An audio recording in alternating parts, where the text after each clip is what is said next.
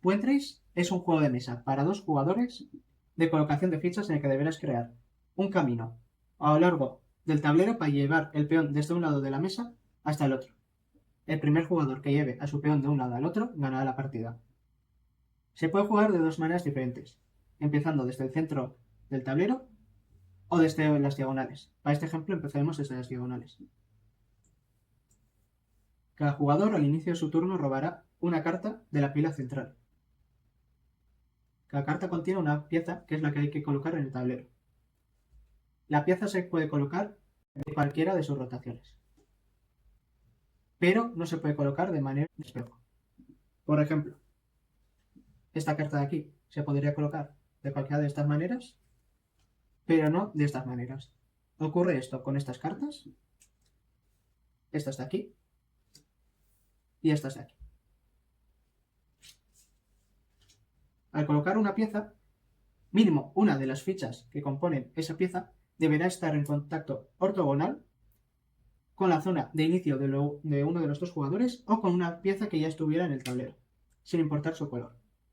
Por ejemplo, si estuviera esto así, mínimo una de estas fichas que completan la figura debería estar colocada en una de estas 5 casillas de aquí, una de estas 5 o esta de aquí.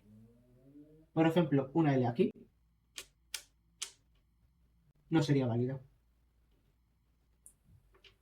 En la primera ronda siempre debemos colocar nuestra figura de manera que el jugador pueda entrar en la zona de juego. La zona de juego son las casillas que tienen forma cuadrada.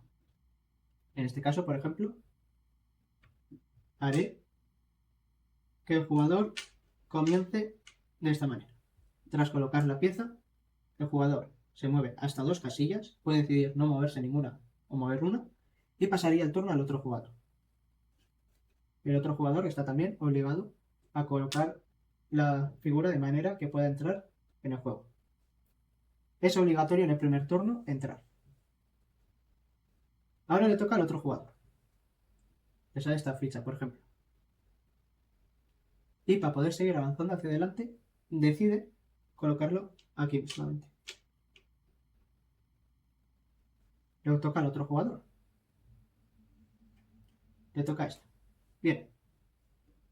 Podría este jugador colocar la figura aquí para seguir avanzando, o puede colocarla aquí para completar una fila.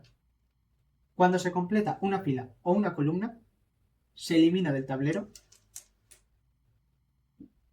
y entonces se mueven las piezas que quedan, las fichas que quedan sobre el tablero.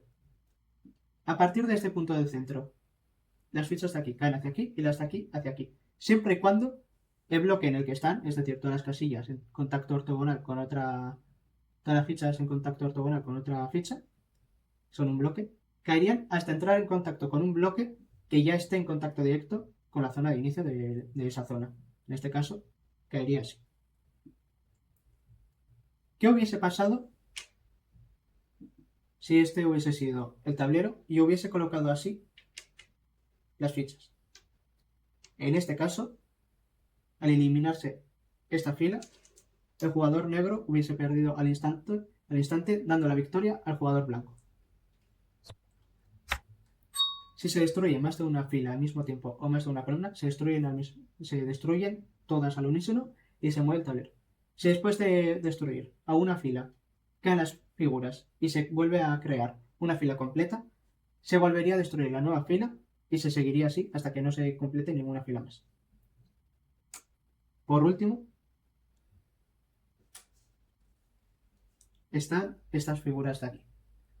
Son la excepción a la norma de que casi ninguna ficha puede estar flotando en el tablero.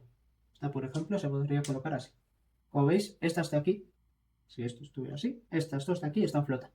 Y se quedan flotando hasta el momento en que, por ejemplo, se complete esta fila de aquí, se destruya y entonces esto caiga.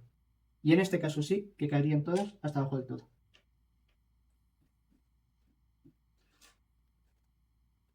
Como última norma está que si un jugador roba una carta